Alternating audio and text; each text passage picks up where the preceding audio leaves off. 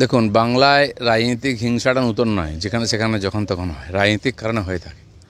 একটা জায়গায় লোক ভেসে যাচ্ছে, সরকারের কোনো সহযোগিতা নেই, ত্রাণ দিতে গেছেন, তাদের সঙ্গে দেখা করতে গেছেন এমএলএ এমপিরা, তাদের সুরক্ষা নেই। আর কারা করছে? বাংলাদেশ থেকে আগত অনুপ্রবেশকারী আর রোহিঙ্গা মুসলমানরা, তারা অ্যাটাক করছে। বলা হচ্ছে জনরোষ, তারা দিব্যি আছে ওখানে, ওখানে কোনো বন্যায় ক্ষতি হয়নি যারা গণ্ডগোলটা করেছে। আর যেখানে ক্ষতি হয়েছে আদিবাসী সমাজ আছে, তার সঙ্গে দেখা করতে গেছিলাম আমাদের এমএলএ এমপিরা, আমাদের রাজ্য সভাপতি, তারা ফেরার সময় তাদের উপর অ্যাটাক হচ্ছে, আর পুলিশ দাঁড়িয়ে দাঁড়িয়ে মজা দেখছে।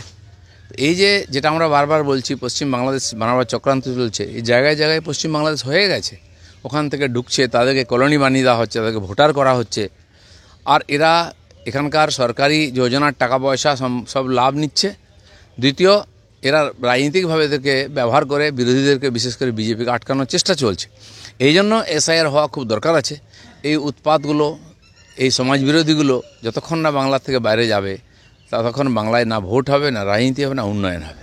মুখ্যমন্ত্রী জানাচ্ছেন কি এই সময় রাজনীতি না করে মানুষের পাশে দাঁড়ানো হোক। কী কারণে তারা কনভয় নিয়ে গেছিলেন ওইখানে, এবং কেনই নিয়ে গেছিলেন?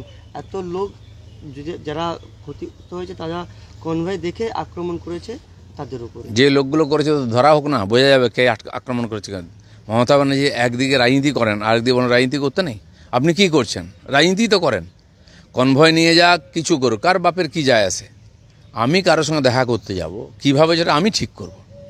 যে তুমি সরকারে আছো, তোমার দায়িত্ব হচ্ছে এখানে আইন শৃঙ্খলা রক্ষা করা, প্রোটেকশন করা। যেখানে চোর ডাকাত আছে তাদের সামলানো।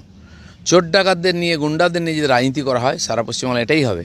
আর আজকে যে খুন খারাপি হচ্ছে, টিএমসির লোকেরাও মারা যাচ্ছে, এই সমস্ত লোকেদের ব্যবহার করে রাজনীতিতে হিংসা ছড়ানো হচ্ছে। এই ঘটনায় প্রধানমন্ত্রী টুইট করেছিলেন, যেখানে খুনকে মারা হয়েছে, তার মুখ্যমন্ত্রী তার টুইট নিয়ে বলেছেন কি প্রধানমন্ত্রী এই মুহূর্তে রাজনীতি করছেন। মমতা ব্যানার্জি কী করছেন?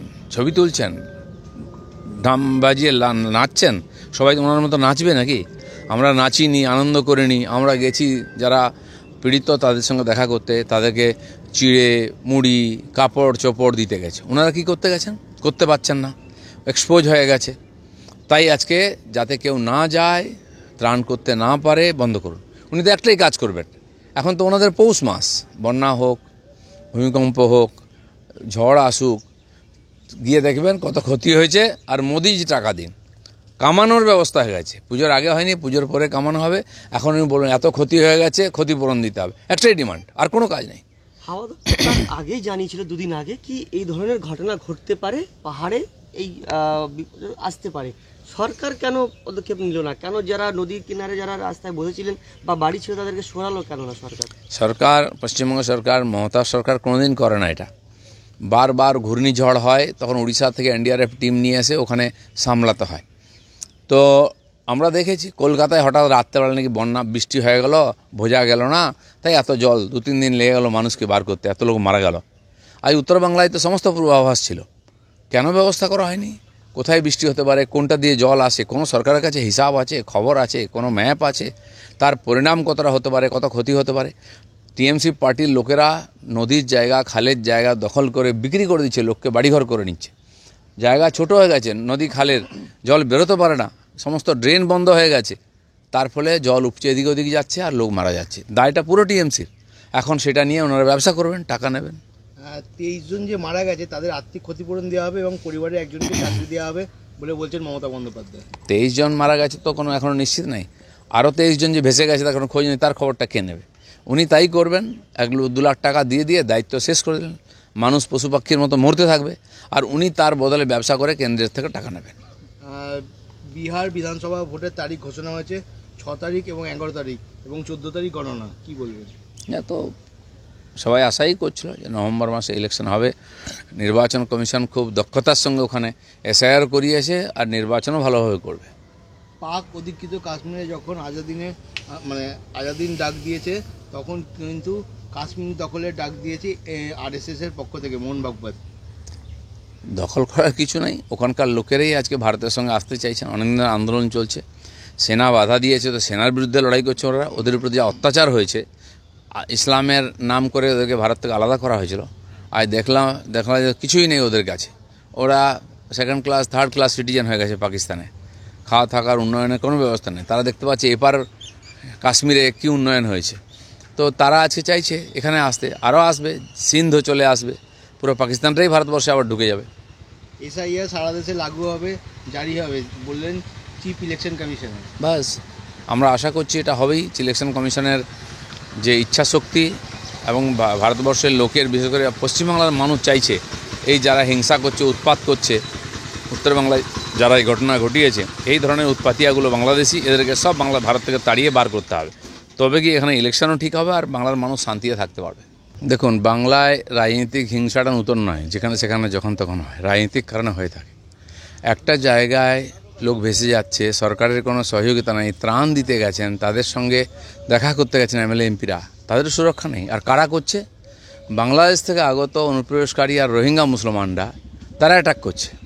বলা হচ্ছে জনরোষ, তারা দিব্যি আছে ওখানে, ওখানে কোনো বন্যায় ক্ষতি হয়নি যারা গণ্ডগোলটা করেছে। আর যেখানে ক্ষতি হয়েছে, আদিবাসী সমাজ আছে, তার সঙ্গে দেখা করতে গেছিলাম আমাদের এমএলএ এমপিরা, আমাদের রাজ্য সভাপতি, তারা ফেরার সময় তাদের উপর অ্যাটাক হচ্ছে, আর পুলিশ দাঁড়িয়ে দাঁড়িয়ে মজা দেখছে।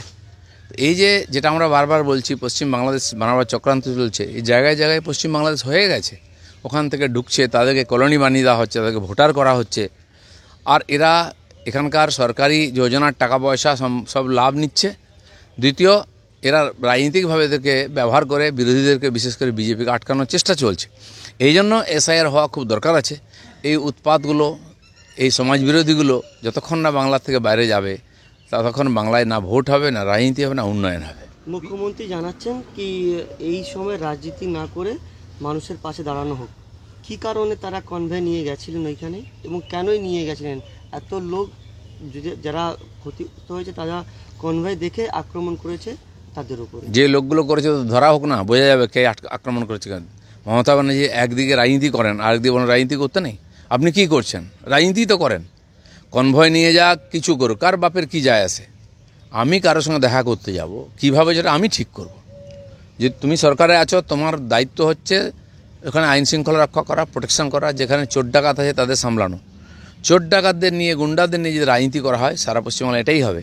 আর আজকে যে খুন খারাপি হচ্ছে, টিএমসির লোকেরাও মারা যাচ্ছে, এই সমস্ত লোকেদের ব্যবহার করে রাজনীতিতে হিংসা ছড়ানো হচ্ছে। এই ঘটনায় প্রধানমন্ত্রী টুইট করেছিলেন, যেখানে খুনকে মারা হয়েছে, তার মুখ্যমন্ত্রী তার টুইট নিয়ে বলেছেন কি প্রধানমন্ত্রী এই মুহূর্তে রাজনীতি করছেন। মমতা ব্যানার্জি কী করছেন?